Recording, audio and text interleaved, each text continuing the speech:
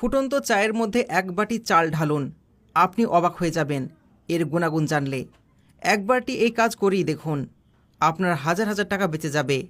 সর্বনিম্ন এই জিনিসটি নিতে 5 থেকে 10,000 টাকা লাগে, অথচ বাড়িতে আপনি এই জিনিসটি করতে পারবেন কোনো রকম পয়সা ছাড়া। এর জন্য সবপ্রথমে একটি পাত্রের মধ্যে পরিমাণ মতন পানি নিতে হবে। এখানে আমি 100 ml পানি ব্যবহার করছি। এরপর এটাকে ফোটাতে হবে। যখনই দেখবেন পানিটা একটু গরম হয়ে গেছে, ঠিক তখনই চা পাতা দিয়ে দিন। আমরা এখানে 2 চামচ মতন চা পাতা ব্যবহার করছি। আপনারা ইচ্ছা করলে প্রয়োজন অনুসারে পরিমাণ বাড়াতে পারেন।